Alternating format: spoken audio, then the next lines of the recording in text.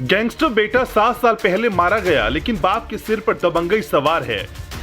गांव में ढोल पिटवाता है और दलितों को 50 जूते मारने की मुनादी करवाता है। योगी राज में दलितों के अपमान पर सीधे काल कोठरी मिलेगी। एक्शन देखिए। आज भी प्रधान की तरफ से बुनियादिया। प्रेमचंद की एक कहानी है, ठाकुर का कुआं। इस रिपोर्ट के बाद आप वो कहानी ढूंढ सकते हैं, पढ़ सकते हैं। बहरहाल ये वीडियो ध्यान से देखिए। पूरे गांव में ढोल लेकर निकला ये व्यक्ति दलितों के खिलाफ मुनादी कर रहा है।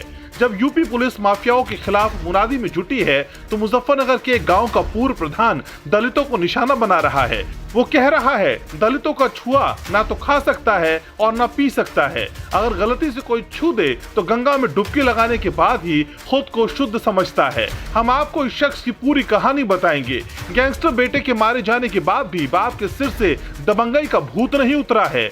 वो राजवीर त्यागी कौन है जो दलितों के घर खाना खाने वाले योगी जी के मंत्रियों को खुलेआम चैलेंज कर रहा है? और अब इस छुआछूत की बीमारी वाले त्यागी के साथ क्या होने वाला है? लेकिन सबसे पहले पूरा वीडियो सुनिए। राजवीर प्रधान की तरफ से बुनियादिया। कोई भी उसकी डोर पर, उसके समाधि पर, उसकी टुएल पर कोई दिख गया 5,000 रुपए जुर्माने के होंगे और भाई 50 जूते होंगे।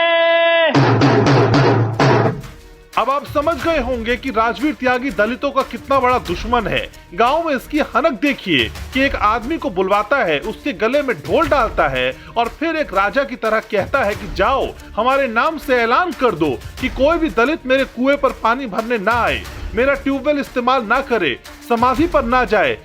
ऐसा लगता है जैसे पूरा पावटी खुर्द गांव ही इस साहब का हो। वैसे इस आदमी की धौंस इतनी यूं ही नहीं बढ़ी है, बल्कि बेटा विक्की बदमाश था जो साल 2015 में कोर्ट में पेशी के दौरान गोलीबाजी में मारा गया। अब पिता पर दबंगई सवार हो गई, लेकिन यूपी पुलिस ने दबंगई का सारा भूत उतार दिया है।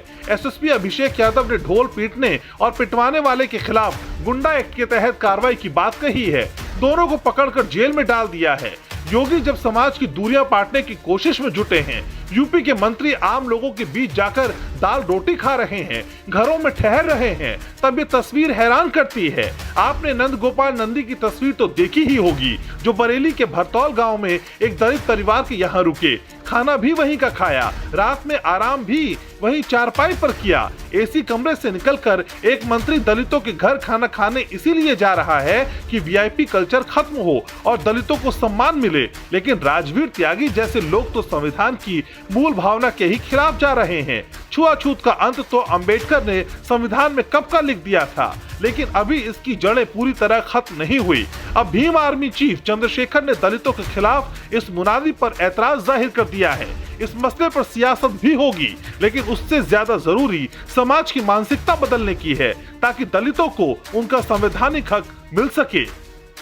टीम बदलाव।